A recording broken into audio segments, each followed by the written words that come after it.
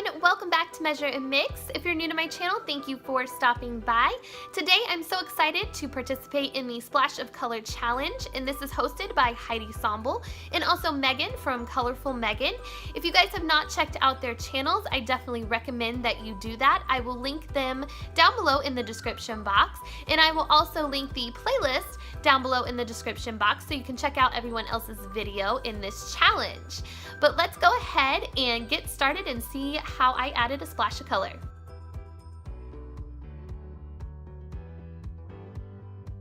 So I was racking my brain when I found out about this challenge on how I should add a splash of color and what room I should add a splash of color to. Because as you can see in the background, I have these, they're like a seafoam green couch, and that's kind of like my splash of color. I have that in my dining room and just kind of all throughout my house.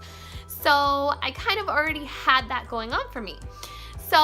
But I started looking around in my kitchen and I came across above my refrigerator, we have a cabinet, and the previous owners took off the doors to that cabinet, and I had just thrown some mason jars in there and a bowl of fruit, and that was it, and just kind of tried to decorate it a little bit. But it just never was appealing. It was boring and unnoticeable, and it just didn't look good. So this was the perfect opportunity to add a splash of color to that section of my kitchen. So I ended up getting this self-adhesive contact paper from Amazon, and I got my X-Acto knife and my scissors out, and I decided I am going to add that to the back of this cabinet. So I went ahead and took down all of the decor that was in there already, and I cut the self-adhesive contact paper down to size, and then all I did was take it and I started at the top and I just laid it flat against the back and started peeling the back of the contact paper off.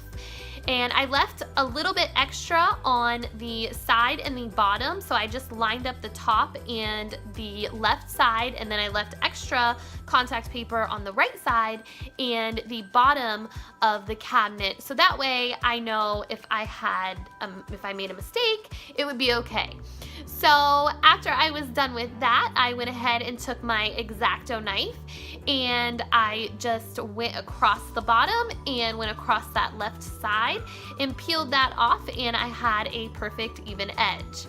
Then all it was left to do was to add my decor back.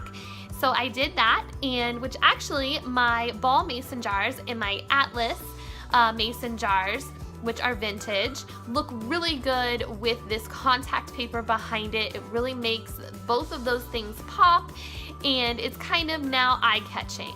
So that is all I did, and I think it just looks really pretty, and it's definitely noticeable now, and it adds that blue into my kitchen because that really wasn't there before, except for those mason jars. So now that background kind of just stands out and it pops, and it adds a nice splash of color to everything.